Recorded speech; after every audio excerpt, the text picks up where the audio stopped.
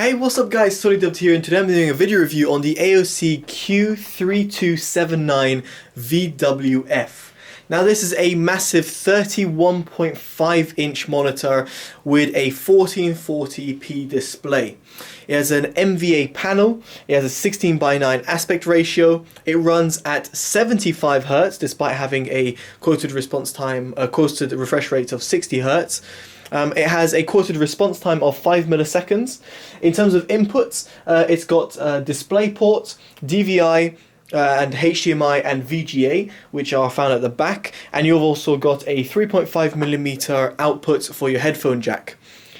Other specifications will be in the link in the description below. Another thing I should also mention, it has AMD FreeSync as well, which is fantastic.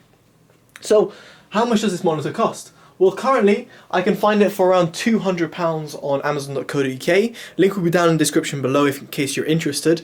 I've seen prices fluctuate between £270 and £200, so do bear that in mind that I'm basing this review off the £200 price tag. Its MSRP, just as an FYI, is £250. So first of all, the build quality. Now the monitor is absolutely massive. It's a 31.5 inch monitor. It hardly fits in my desk, which is the IKEA Freddy desk. So the top end of it, you might notice, is kind of cut off. That's because it just doesn't fit on my desk. In terms of the bezels, they've got a glossy-esque finish all the way around, and it's pretty low bezel design. It's not a no bezel design, it's a three-side borderless design. However, it's very minimal and very small, and therefore it doesn't really obstruct your viewing angles, or your viewing experience, shall I say. The OSD can be accessed by the buttons at the bottom right-hand side of the monitor. The OSD is pretty comprehensive, and I'll show you this in a little bit. There's no problems in using it, very much like all AOC or Philips products that I've come across. Now the stand is made out of metal, it's really good, it's really sturdy, keeps the monitor in place. However, it's very limiting. In other words, you can only tilt the monitor backwards and forwards, but you can't swivel it, pivot it around, or even height adjust it, which is slightly a shame. But given the cost of the monitor, I can see why certain cost savings have been made here. So overall, the build quality of the monitor is good. I've got no major complaints, other than the fact that I would have liked some height adjustment on the stand. Now, in terms of the panel quality, it's got an MVA panel, and it runs at 2560 x 1440p. Therefore, you get a fantastic resolution, and especially at its price, it seems like an absolute bargain. Now, the panel quality is relatively good. However, I want to touch on a few different bases. First of all, viewing angles. I was slightly surprised that when I got the monitor out the box, plugged it in and set it up, I was certainly surprised that when I was moving from left to right, I saw a color shift, and the colors not looking quite as accurate as when I'm looking at it from head on. I'm not sure why this is the case, because normally you get this on TN panels, but with MVA and IPS panels, you don't get that. Nevertheless, this is the case with this monitor, so I can't really say anything else other than that. Just that you will notice a slight color shift and a slight washed out colors when you go left and right. Now, in terms of the color accuracy itself, it's okay. It's not amazing, but the color accuracy could be slightly improved. As soon as I plugged out the box, I noticed that the monitor was very bluish. It's not until I went into the OSD and actually logged on sRGB mode where I noticed that the monitor actually is set a little bit too high in the blue colors. Now, just going through the OSD, if I can just manage to go through it without failing to close the OSD on its own. In the color options, I've put it on user mode. I've put red to 46, green to 50, and blue to 45. Normally I leave blue ramped up, but in this case I actually made sure that the blue was ramped down. And that's because in sRGB mode, which I'm going to show you now, it puts the red and green to 50 and blue to 43. And that's pretty much my experiences, other than that the red being a bit too prominent in sRGB mode. So those are my user settings that I went through in order to attain the best colors. Just reducing the EV of my camera so you guys get a little bit more accurate colors. So the overall color reproduction is not amazing out the box. However, putting it into sRGB mode or user calibrating it yourself, as in when I say user calibrating, I mean through the OSD, you get slightly better color tones. Nevertheless, I did feel that the whole screen had a little blue tinge to it. I liked blue film that almost changed the colors. So for example, in this little menu option over here, when you get with Windows, I noticed that the white wasn't quite white, it looked a little bit bluish. Going through different images, I noticed the color accuracy again was slightly hindered by this bluish tinge, but its contrast was fantastic, and just generally how the colors were reproduced were actually pretty impressive.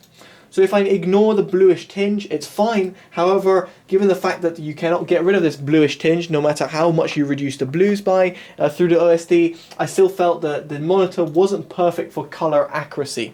So if you're watching movies and you're playing games, it'll be absolutely fine. If you're going to be looking to video edit or photo edit, then it's probably not something you want to actually use. So for example, in this image, you should be seeing a really clear white color by the Subaru, but unfortunately it's a slightly bluish tinge to it.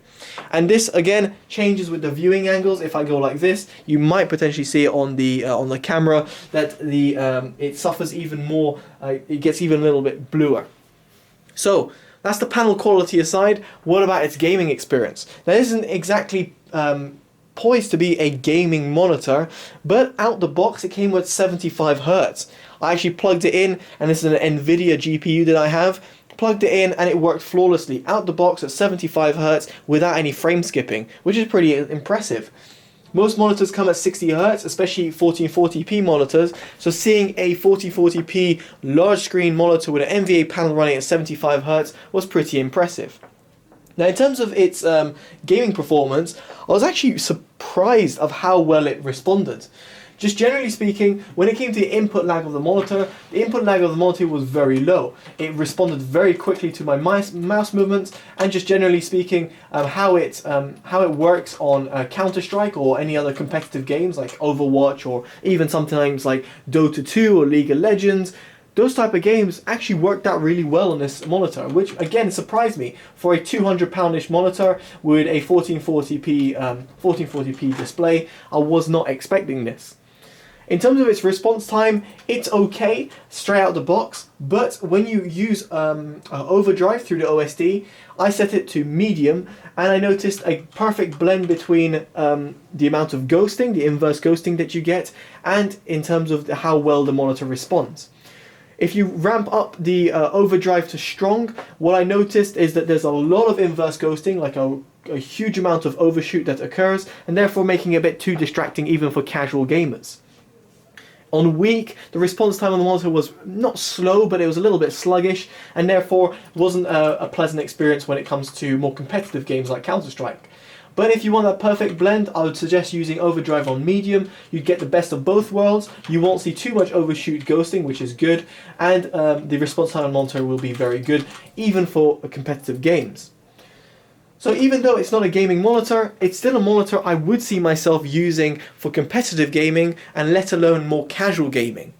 Given its massive 31.5-inch display, I can see this perfect for people who like multitasking, people who like watching movies, and people who just want to turn on a game. Especially with AMD FreeSync in there as well, for people who have relevant and compatible AMD GPUs, this will be absolutely ideal for those people who can benefit from the AMD FreeSync technology and therefore reducing any sort of tearing that will occur. Unfortunately, NVIDIA users like myself will have to just use either adaptive sync or VSync, but that adds a massive amount of input lag, or just generally speaking, just use it without any of that and just expect a bit of tearing to occur on the screen. So overall, this monitor is amazing value for money. For £200, you're getting a 31.5-inch monitor and a 1440p display with 75 Hz refresh rate, a fantastic input lag, a beautiful build quality, despite the lack of adjustment in terms of height for the monitor, and a general good color reproduction and amazing contrast ratios when it comes to deep blacks and deep whites. The only things it could improve on is the viewing angles and the lack, a little bit more accurate colors when it comes to that bluish tinge which appears over it. So overall, guys, I think this monitor is fantastic. For £200, even £250, which is the MSRP, I would heavily recommend it. If you're looking for a big size monitor, this is it. Alright guys, I've been Totally Dubbed. Take care and goodbye.